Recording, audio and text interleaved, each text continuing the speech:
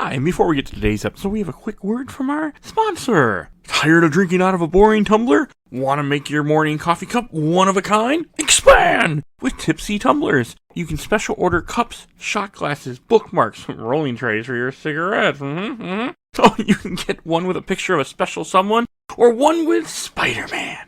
The options are endless. You can upload your own pictures or pick from her selection of design. With Valentine's Day coming up, this could be a great gift for that special someone, or even just for yourself. Hey. You can use the code GAMES2023 at checkout to save 10%. You go to angelstipsytumblers.myshopify.com. There will also be a link in the show notes. Now on to our episode today.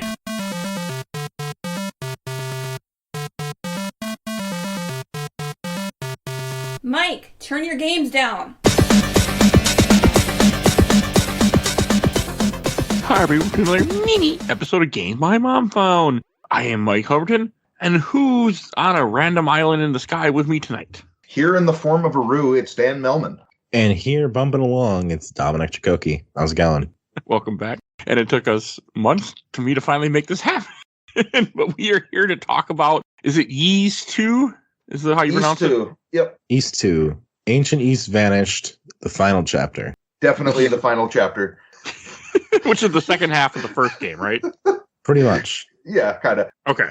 And I played the Steam version, which is this game came out developed by Nihon Falcom. The original version came out in 1988. The version I played, I think, is a 2009 PC version of Steam or PSP. I don't even know. Let me look that up. I mean, it's Ys 1 and 2 collection, and the collection has been ported over and over and over, and redone and remade, and like the PC version dates back to like 97, but it's been re-released and redone like 2009, 2013, I think is when the current Steam version came out. Yeah. Yeah, but the Windows version of Ys 2 it's based on came out in 2000. Mm-hmm. Okay.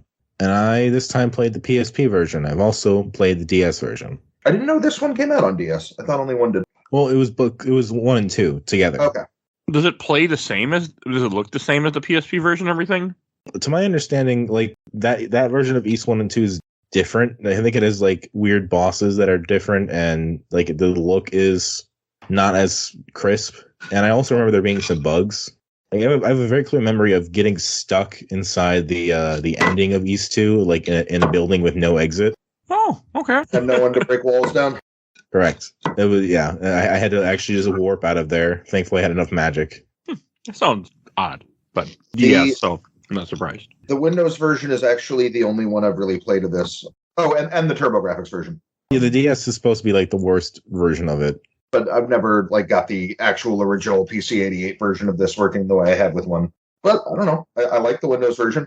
It's nice. Find Tommy Wiseau's grave. Yes. Xseed, Xseed took a turn at localizing them for the PSP Steam versions pretty much. And they had a lot of jokes that they are wont to put in there. I'm just glad that there's an easy way to buy this and play it. Because Steam was nice and easy for me. Yeah. They've done a good job of making this stuff accessible and available, and I hope it stays that way. Well, now Xseed doesn't own the US license. Now it's NIS America, which they've done okay, but not quite as well. Like I think 8 came out with a pretty rotten translation, enough to say patched in a new one. Yes, but hey, they're at least trying. Like they did patch in a new one, and NIS is the one taking on the brunt of localizing all the Legends of Heroes games right now. So, sounds like we're getting all of those, which is nice. I mean, Xseed tried, and their success was mixed at best. So, good on NIS for pumping more money into it, because that's like the series that needs to be localized the most at this point. There's so many of them. I've never touched so many of them. One day. I keep telling myself one day I'm going to play that series, but I got so much. It is Falcom's life work at this point is just to make the most intricate, complex JRPG story. Well, that's the problem there. I know this isn't a Trails podcast, but that's fine. They're so good, but also there's 14 of them now. Yeah. And they're so long and so interconnected. It's less like saying you should play this video game and less like, oh, you should read all of the Wheel of Time book. It's like a harder recommendation at this point. But I like that it exists and has been so consistent in its quality for people. It's so intricate. And it's like you have this East series that's just like kind of the opposite, where nothing truly connects between except for a couple scant things. But it also has a lot of that intricacy. Yes. And I know we can get into that later when we talk about the story, but there's so much lore in this, and you end up, if you go through the series, you end up learning so much about even tiny little names mentioned. Like, there's an area in this called, like, the Shrine of Toll or something early on. And Toll just, like, shows up as a secret character in a later game. Like, there's that level of detail everywhere. Like, you learn who Toll is and why. Sure, a boy named Tarf shows up somewhere else or something too, right? Tarf? I'm not sure. I'm actually playing in the background and just freed Tarf. Yeah. Tarf is surprisingly a character that stands out because he has a personality and like a whole thing to him. Where I found it. That's not the biggest thing in this series so far. Well, I found it interesting that this game. Well, this game is essentially the second half of the first game because it takes place immediately after the first one ends. You wake up somewhere else and you have all the books that you got from the end of the first game, and then you have to go put them in some temple or something or some sanctuary. Yeah, all the temples that have been interconnected from all the gods and goddesses of the land. Yeah, and the priests. Yeah. Yeah, the priests. But the game pretty much plays the same. It's the same type of combat. Run around, bump into enemies, hurt them that way, hit them, don't hit them face on. And I mean, it worked well, except in this one, the big change is that you get magic. You get a few different spells, one being the main spell being a fireball spell, which you use for everything in this game, I swear. Yes. For all the boss fights, which a lot of bosses, yeah. I don't like that, personally. I don't like it as much. I think it's fine. Yeah, I'm okay with it. Magic feels like such a big change from the first game and such like a necessary, important thing that's kind of amazing. It's like A, the second half, and B, took only a year to really get going. Because it just feels so much bigger. Yeah, it's you say it's the second half of the game. It's more like the second 2/3. Like, it's so much grander and more complex. And that's kind of why I like it less overall, but still neat. Yeah, I mean, really go for 2/3 is probably a better way to put it. I mean, there is a lot to this game, which was bigger than I expected when I was trying to play through this for the show, but I ended up, like, at first I wasn't enjoying myself. I don't know, I just was getting my ass handed to me, or I just felt very weak, and then after a little bit, it clicked eventually, and I got back into ease again. Mm-hmm. Like, a lot. The opening, like, mine connected to the network of temples is a little confusing. Oh, I had to use the map. Okay, I literally... it's a classic. Just like you get lost in a maze and just keep going into rooms you don't need to be in. Yep. I literally pulled up a map because I could not fucking figure out what to do for the life of me, and I'm like, well, this is annoying me, so we're gonna pull up.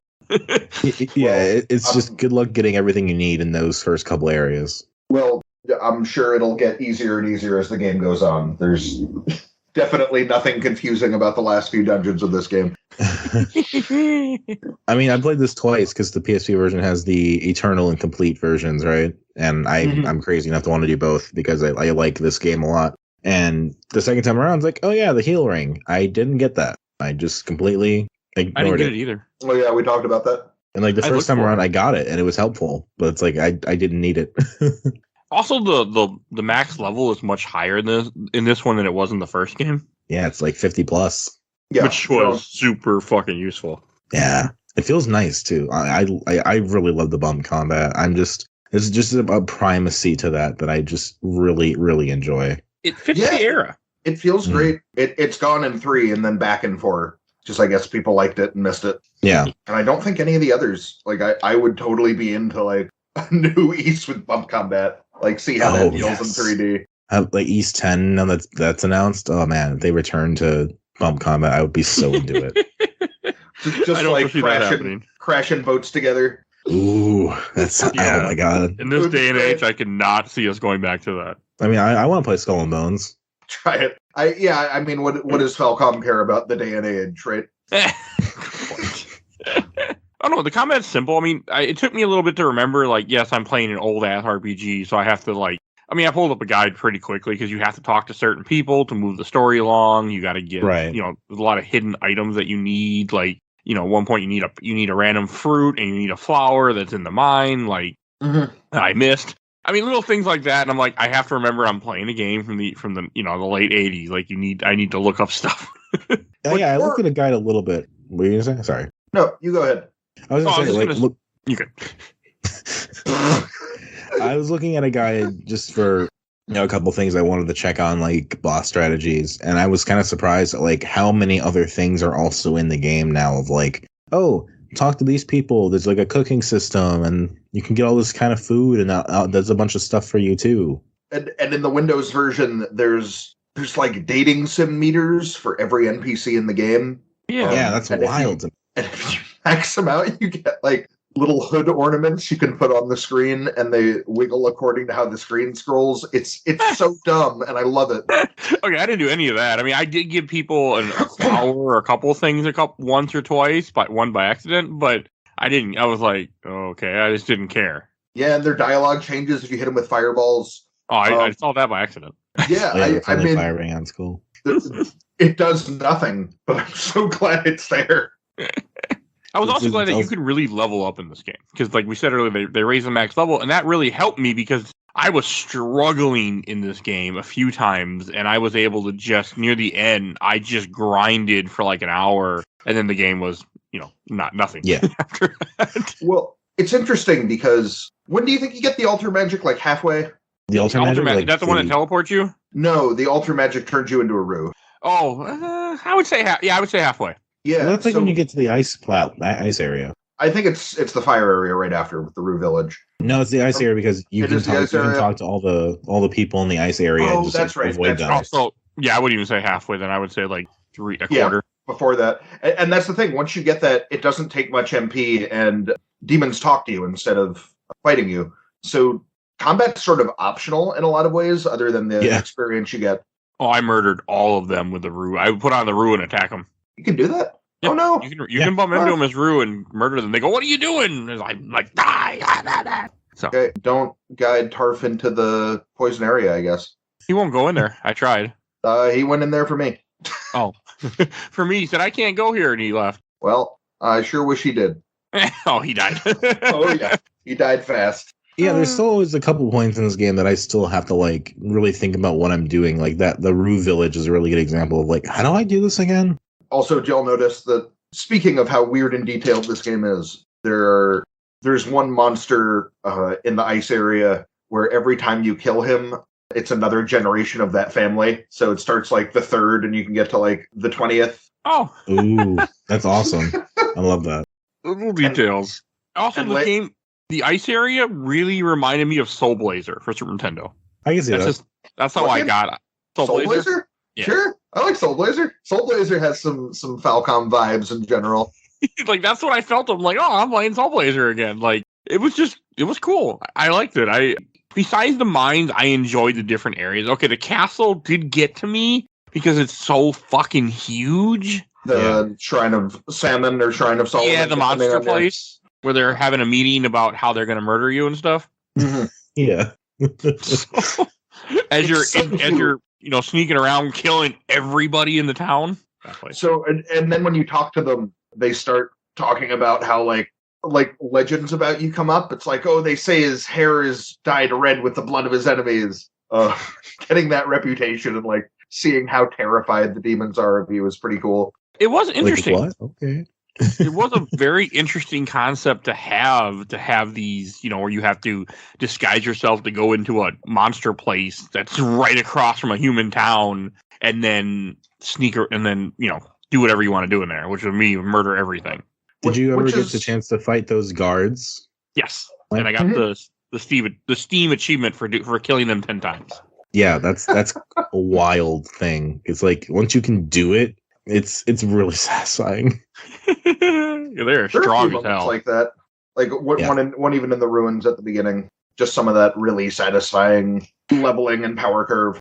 Mm-hmm. Yeah, I like. But back to the idea of being able to talk to demons, it makes the later dungeons also feel like towns because they're labyrinthine and you can get hints from all the demons. And there's such a focus on making all of these weird mazes feel like places in the world, which is something I really appreciate. And it actually does a better job of making the dungeons feel that way than the towns themselves, because you don't spend a ton of time in the towns unless you want to. Yeah, unless you want to give everyone flowers and figure out their likes and dislikes. Like that last town area is so much bigger than in like you really need it for. Mm-hmm. There's so many people to talk to and so many places you can like visit and like learn about like the abandoned house. You wouldn't think I didn't talk to people unless I had to. you wouldn't think that would be the most populous human town, like right next to where the demons are. Right. Yeah, you think it would be a little more like field or something? Like, no, demons are just right north of us, like, a few feet.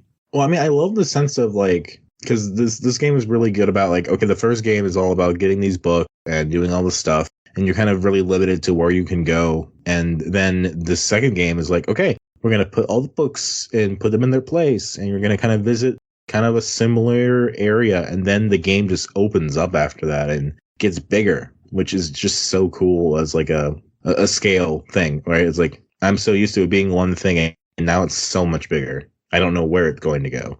Mm-hmm. And you get like, having the ice level and the lava level and all that in a video game is normal enough, but there's some cool hidden lore where they're like, oh yeah, we wanted to protect the weaker towns, so the goddesses changed the ecology of the land to change what kind of demons can survive and move through the world. That's cool. Yeah, it's neat. I mean, a little thing that, there if you want to find it. Like, I could have seen myself, as if I would have played these games as a kid, getting really into the lore and the world and things like that instead of playing it when I did play, where I just wanted to play through it. Yeah. Also, like, going back to the whole Rue thing, there's a whole section of where you are cursed to become a Rue forever. And very reminiscent of A Link to the Past. Oh, yeah. Oh, yeah, turning into the rabbit. And just kind of being forced to exist as that for however long you need to. It's very fun. And did Zelda get inspired by Ys a little bit? Maybe, right? Well, they were two big series influencing each other, so probably a little bit. Yeah, Zelda was like 86, I think, originally. Mm-hmm. And we probably don't have Zelda 2 without like Xanadu. Yeah, probably. Like Zelda 2 was 87. Yeah. Mm-hmm.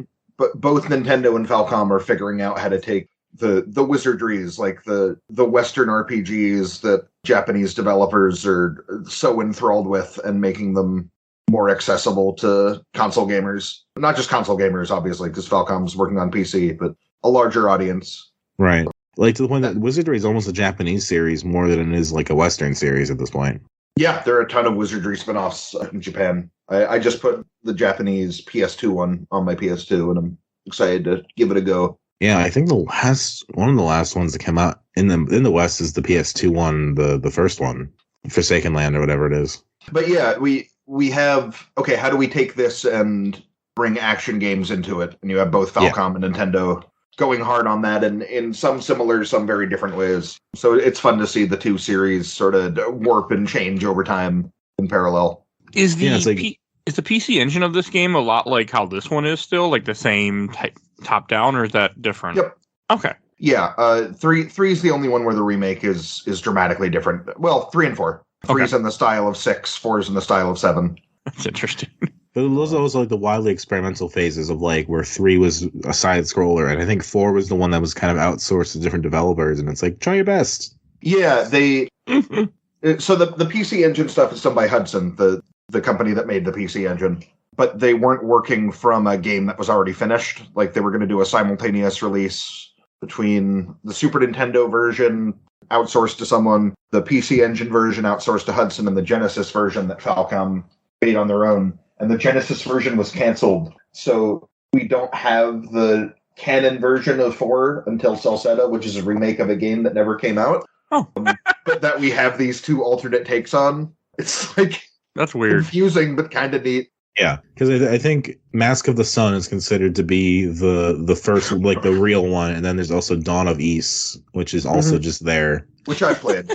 I like Dawn of Ys a lot. Such a strange series. Yeah. It really is. Like, and it's interesting because I had no interest in playing either of these games until Dominic had approached me way earlier this year about, hey, let's do Ys 1 and 2, and then and then I forgot about Ys 2 for a while. Now replaying it, like, yeah. It's also, I felt like this world felt very like everything went well together. Like the puzzles worked well with each other and were simple enough. I mean, they were a little annoying to figure out sometimes, but they were simple enough in the world itself. Like, get a flower and put a flower here to make an ice bridge to get across. Like but it fit. Mm-hmm. And you haven't. That's a fun, memorable thing. Like, we're gonna freeze the air to create this bridge, and the ice area is so pretty. It is. The music's so good everywhere. Yuzo Koshiro, classic, composer, classic soundtrack. And you have a main villain throughout majority of the game. Gilsine is his name, I think, or is that? I was paying attention. You have some villain guy in a black suit trying to kill you. Dallas. Yeah. Yeah. You reminded me a lot of the cutscenes, even. Yeah, I mean, I do got to say the boss fights majority of them were pretty damn hard. Even the first one with the red guy with his arms closed, you got to shoot fireballs into his chest. I had a hard. Yeah. He took me a couple tries, but he wasn't too bad. It was the one that comes out of the wall. I think they all come out of the wall. The one that is like a spider that would lay spider eggs. That thing was a fucking bitch to beat for me. Is it the one in the fire area or the one after that? I think it was after that. Where it's like the guards and the queen or whatever working together. Oh, okay, that was that one. No, that was before that one. Yeah, it was the fire one. Then you're right. Okay, it was just because that's really hard for me. Mm-hmm. Yeah, having to wait for the guy to open his mouth and shoot the fireballs into it. Mm-hmm. Yeah. That one was a bitch too with the big centipede that comes out of his mouth. I had a really hard time with that one too. A lot of the boss fights were very challenging in this game. Which is the same as the first. And there's the added complexity of having the magic. That's what made it hard. Well, you can also have the homing attack, and how the homing attack upgrades too is really cool. Just the different idols you get. Oh yeah, the hawk and whatever the hell the other one was. The falcon. Going back to how this game does storytelling, I like how the magic is part of the story. Like it's coming from the same power the demons are. The demons are made of magic. Yeah. And at the end, as you damage the final boss, Darm end up losing your magic, which is why he doesn't have it in the next game. Oh, that's cool. Yeah. And then all magic is gone, and the East comes back to Earth because what was keeping East up was magic. And wouldn't they all die when the island came back to Earth and crashed? And they're okay. Okay. I mean, it must be floating down real nice and easy, like do do do do do. Did you like the fact that the characters from the first game just showed back up for a minute? Yeah, and they're like, we're all descended from these priests. I mean, that was kind of cool. There were some cool elements to the game. I mean, that I did enjoy. Like, I found it weird there was a lava town, but I thought that was cool. You know, just living next to a pool of lava. But hey. Yeah, I mean, lava's rich in minerals, right? Do you remember? You probably don't remember because it was so long ago, but we did the East 1 podcast, and the lower part of the mine, you're like, there's this weird dead end here. Did you realize that that's where you meet everyone before you go off to fight Darm at the end of East 2? That same area? No, I did not. Yeah, you end up back in that temple. Oh, that's cool. Yeah, just this mysterious area where you're like, wait, what is this?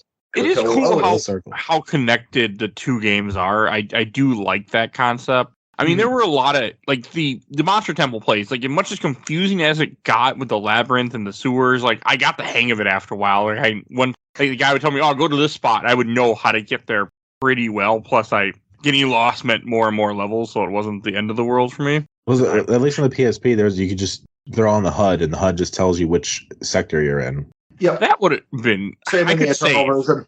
I could tell. Did you not know that, Mike? No, I didn't. Yeah, L1 shows your stats and everything, and where you are. Yeah, I didn't know that. That would have been nice. How much XP you have, how much HP you have. I mean, the HP and everything was at the bottom of the screen, but yeah, that other stuff would have been nice to know.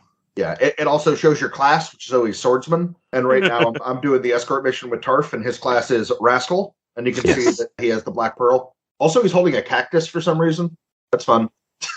Why not? And this game's got kind of a dark story. Like the first town, you have a girl that you have to save that's going to die at a young age if you don't get her the medicine. Yes, the mythical disease number 7, where she's sick. She's vaguely weak. That's the thing. Like if you're so isolated, then the people on your continent are cut off by monsters, and the people under you are thousands of miles under you. What are you gonna do if you lose the one doctor? I mean, thankfully it was a doctor, I guess. Yeah, Dr. Flair. You might see around in the future. Damn it, Tarth. It's just interesting, hey, some dark stuff you do to get to rescue a kid that got kidnapped by the demons. Like, you have a bunch of, I mean, again, it's not RPGs, but it just felt to me okay, this is a little dark, but it's interesting. Yeah. The escort mission has such a high chance to be annoying But I was thankful that it didn't take too long. It wasn't too over the top with how annoying it was. Like, you gotta defend him from like demons and stuff a little bit. And He you can can't leave definitely him die alone. if you're not careful, but it doesn't take too long. Or if you ignore him, he dies too. As you said that sentence, Tarf died like 3 times in my game. I'm doing that part right now. I killed him a couple Kid. times because I think I walked off screen too far for him because I was trying to clear enemies, and then I'd walk back and and there's nothing there because I made sure everybody's dead before. But yeah, he would just die anyway. Tarf. So he's a little jerk. Plus, he's spunky. He is spunky, and he's like, yeah, Goblin Man's my friend, which is always a fun trope. I mean, like he's kind of trapped here too. As the game progresses, like when you get to one of the last towers, you're trying to rescue this girl from the main villain that you've seen throughout the game and like cutscenes and stuff, and the guy that cursed you, and he wins, he kills her, like he does the ritual and kills her, Mm-hmm. and you find her dead body, as you're going through the tower. Like I thought that was an interesting take, and like the way you get the really good sword is you find the guy, her lover or fiance, in the sewers, and you go, well, since she's dead, I don't need this anymore. Here you go. Like, Well, you can have the my thing with that sword. too is that they're all like frozen in stone, and you have to find the way to like free them all too. That was cool. I mean, he's a And- good villain. He's got, he's pretty dastardly. He tries to kill, he curses you, he puts them in stone, like. Mm-hmm. Yeah, he's having fun, and it actually affects your progress. And East feels like it's in trouble, Yes, which is always nice. having a villain actually control the plot and do things is always a really nice thing in a story like this, where it's like it's not the thing that really is driving you along necessarily, but it's nice to just have something that keeps stringing you forward. Yeah. And it's also cool that Dallies is not the main villain. He's like not the final boss. It's just, there's something deeper and stranger behind all of this. I don't remember what was happening. I beat it a couple Darm. days ago. Well, Darm's weird because he is the Black Pearl and the source of all magic, and different versions of some of the later games imply he's human, and others are like, no, he's just like this demonic power of evil. There's just like this weird satanic force opposing the goddesses that you never quite understand. Okay. Like Adol himself getting all these legends about him that may or may not be true. Here is Darm and all the things about him that may or may not be true.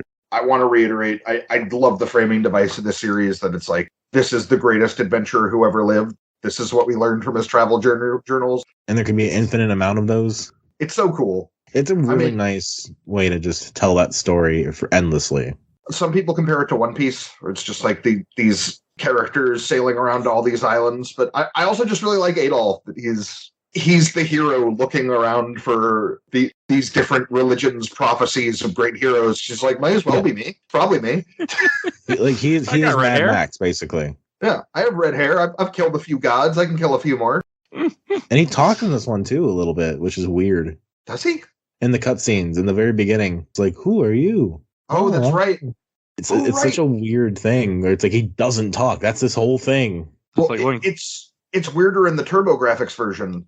I remember this now because Lilia, the girl who saves you and later you save, has voice acting, and Adol just has a text box. It's like he's a silent protagonist but has dialogue. Right. That's a It's little like weird. the game, at least the later games, are also very clear about like using narration to speak for him. Yes, which is really funny with voice acting. If and when we get to Othan Felgana, it's like people will be having a conversation and then it'll pause and this stately old British narrator will be like, this is what Adol said. Adol described this.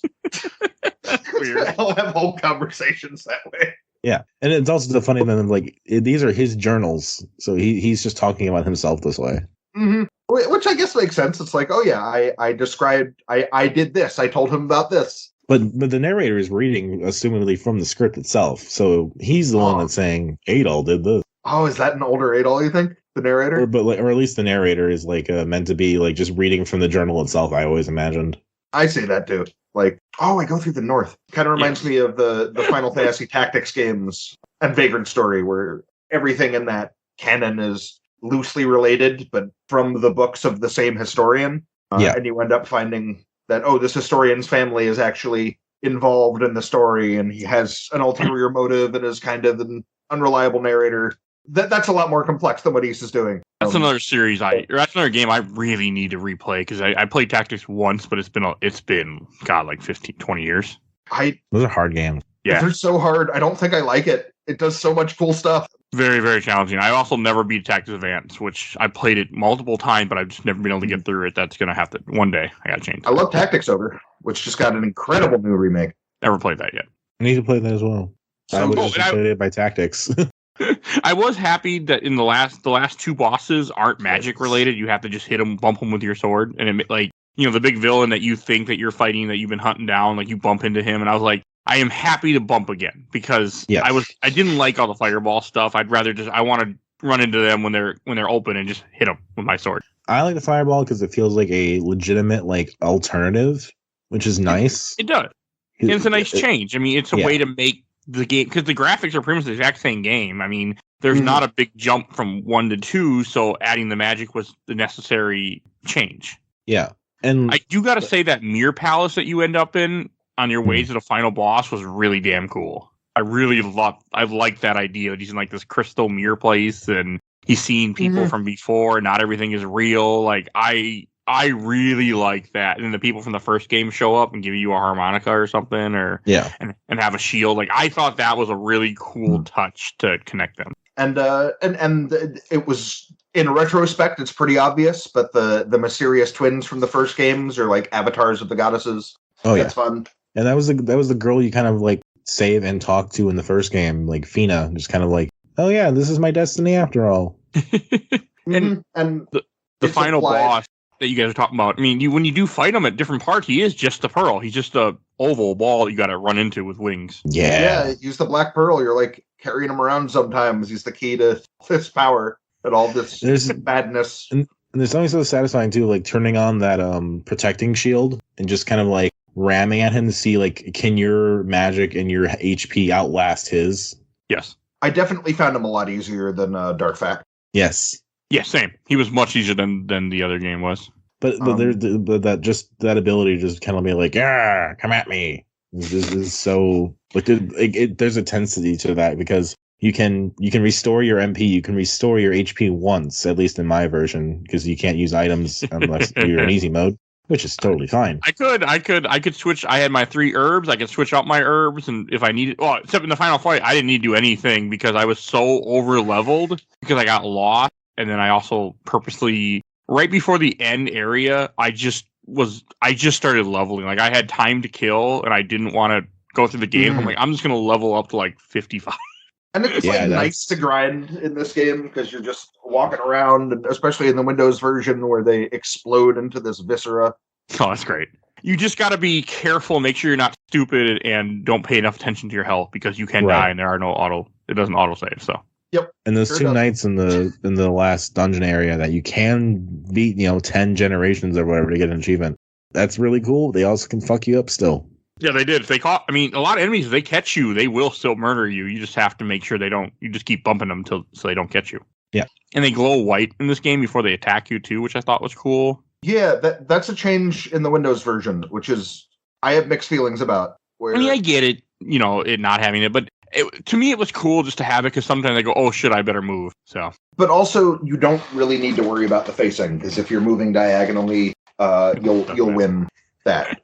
Yes. It's not a bad change, and they definitely refine it in later games. The whole flashing white thing. It's nice having this universal telegraph of attacks. Yeah. I just really like the feeling of trying to outmaneuver enemies and getting just the right angle to approach them. And this doesn't have that as much. No, because you can kind of just run at people and then the fireball. But it was still, like, I had fun playing the game. Oh. Yeah, it's not an issue. I just kind of like how one feels more. Yes. Did you discover the fun of just casting fireball? Because once you get the homing thing, it'll just home into an enemy nearby. And you can just start kiting enemies on different levels that are, like, you cannot access otherwise. No, I never did that.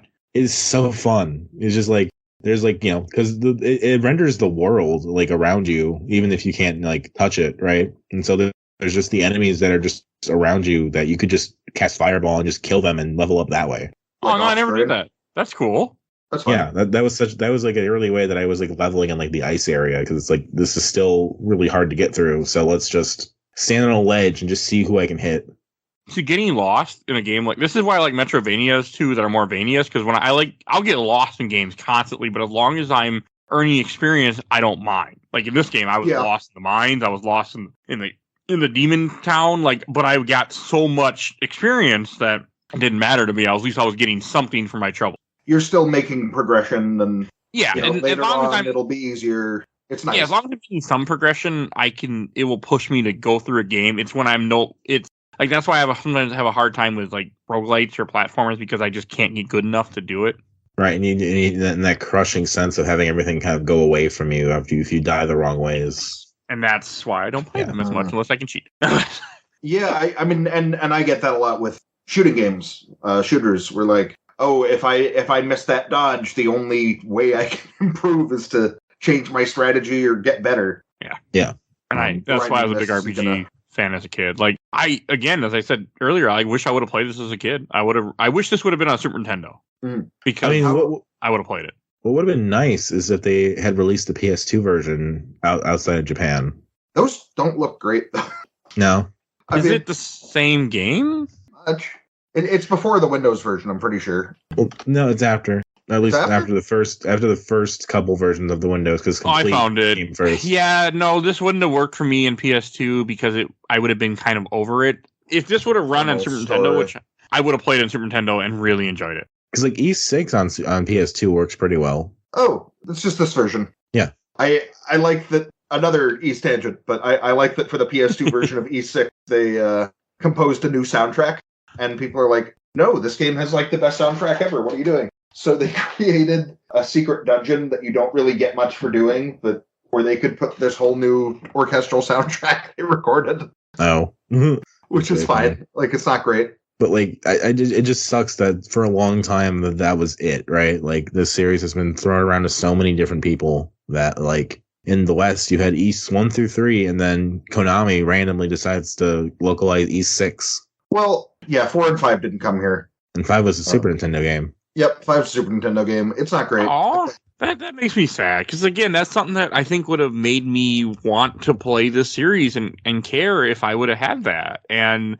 the fact that, like, I'm just being introduced to now, like, I'm enjoying it, but it doesn't have, like, any... Yeah, I just looked up East 5 now that you mentioned it. Yeah, I would have played this. Yeah. It's fine. It works. Like, the thing is that, like, a lot of these, like, even, like, the DS version, which is considered, like, the worst port of this version that got localized, at least, it worked for me, right? I played it in high school at the right time to really fall in love with, like, what it was doing.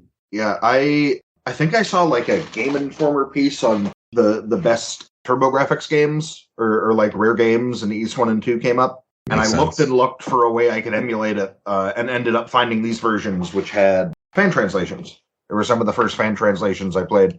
So these are actually the first versions I played. Okay. Although, 4.3 older versions on a keyboard. Mm-hmm. Like, for me, go ahead. I distinctly remember turning on my space heater because I felt like my fingers couldn't move fast enough on the cursors to beat a boss. And then I played the Felgana fan translation and was just in for life. Okay, I did try Ys 2 or Ys 1 at some point, 'cause I'm looking it up right now. Like the PC Engine. I don't know how the hell I tried it, but I know I tried it, and it was just too ugly for me at the time. I just didn't stick with it. But I don't remember what system. It was emulation of some sort. Probably Master System or Nintendo or Master System version, yeah. Yeah, it might have been Master System, because I would have had access to that, and I have no interest in Master System. I played it a couple times, emulation, but for me at least, playing the DS version was such a eye-opening experience, because it's like, oh, that's cool. I'd love to play more of this. And that was like the exact time that XC was just getting these the PSP versions off the ground, and we're like localizing a bunch of them, like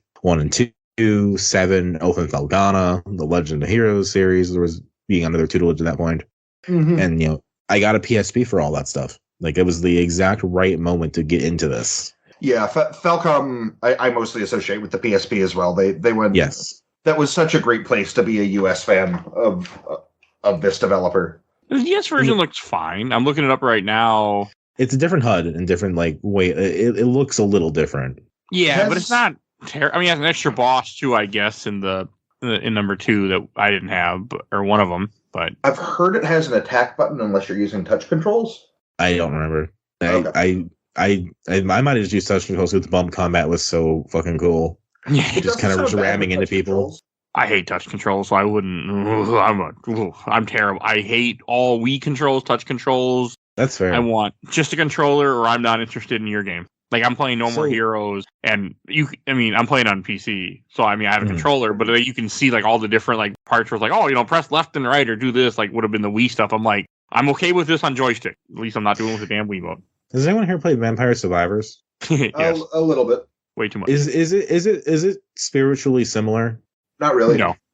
It's just a bullet hell where you're moving around. There's no attack button, if I'm correct. Yes, but everything is all your abilities are all idle. Yeah, and it's ranged. Yeah.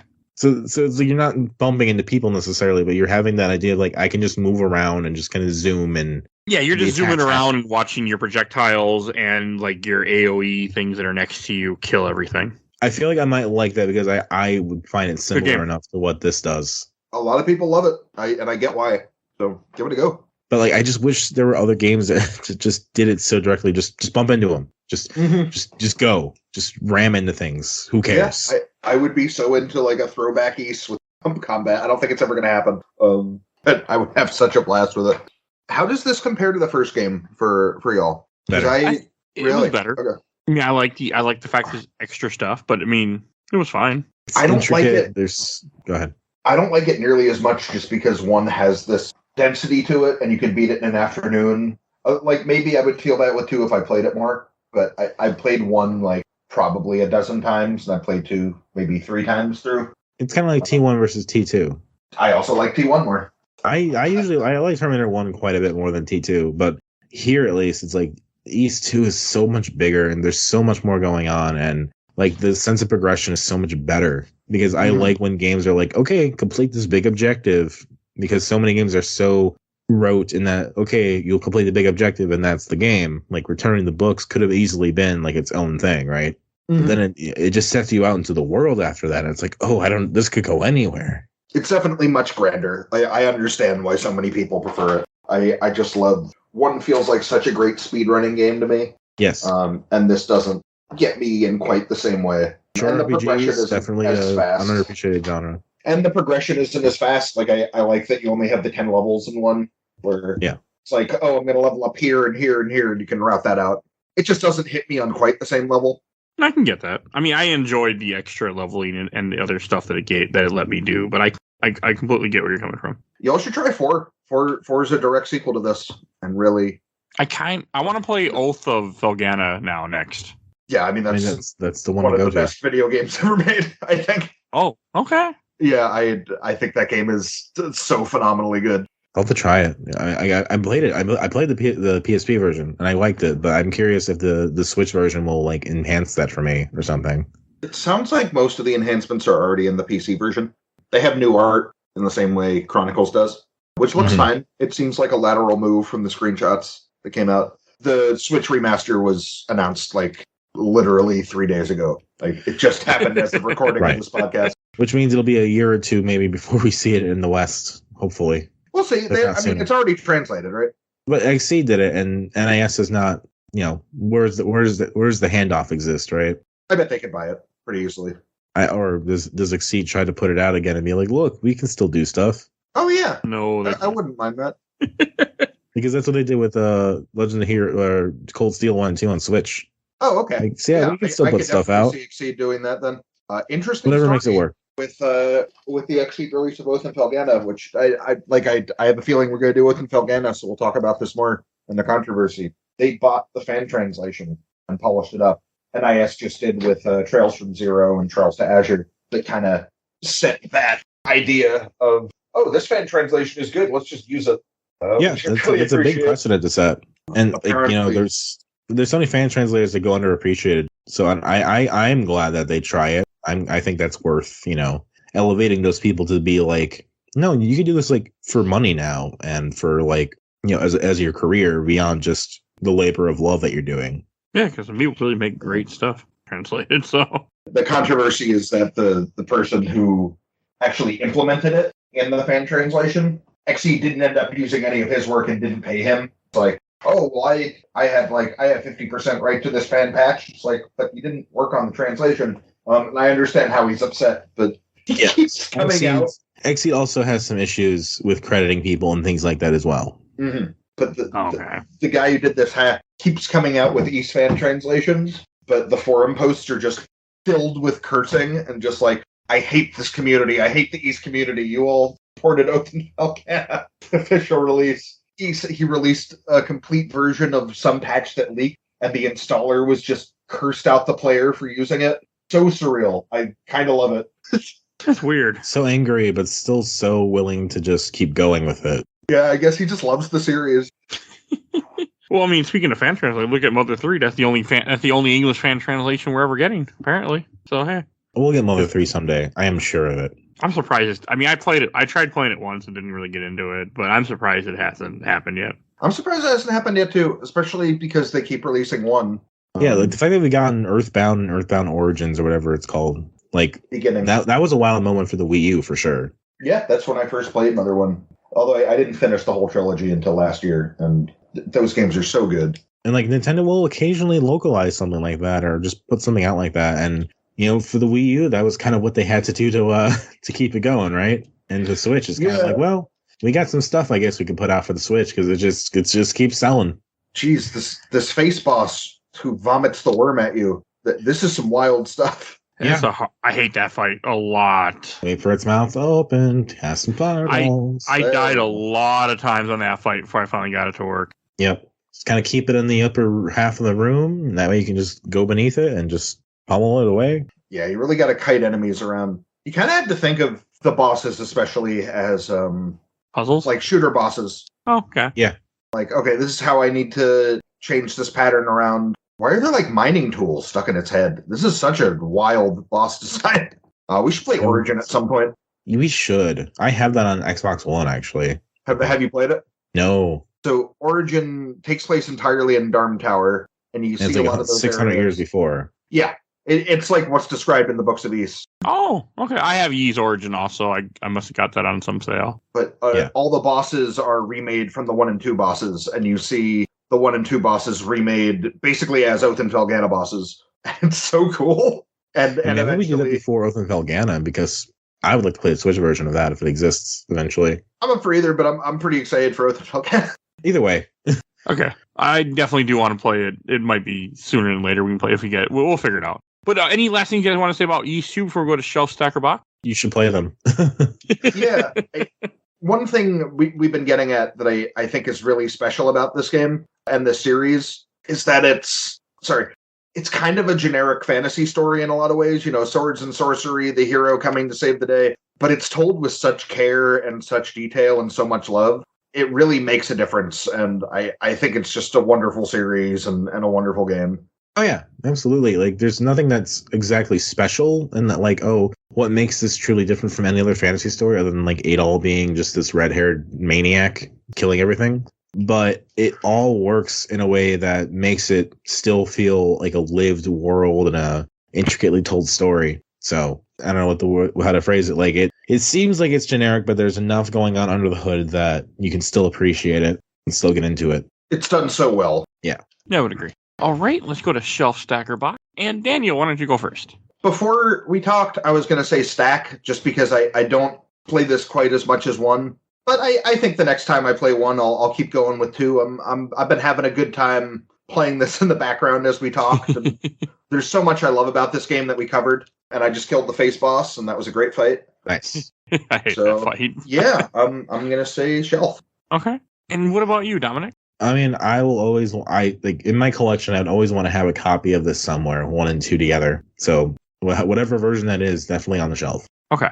All right. I'm actually going to put this in the stack. I enjoyed it, but I didn't enjoy it as much as 1. I don't know. To me, maybe it overstayed its welcome a little bit and some of the stuff with the fireball kind of got to me a bit because I was having a hard time with it, and I rather would have been bumping people. But I'm very glad that I finally played it. Like, this game has been on my list to play for years, and now I finally have played them. So I'm very happy for that, and I'm very glad that it exists in a form that's easy to get a hold of without emulating, you can just pick it up on Steam. Like, that makes me happy that it's there for people because games should be at this point.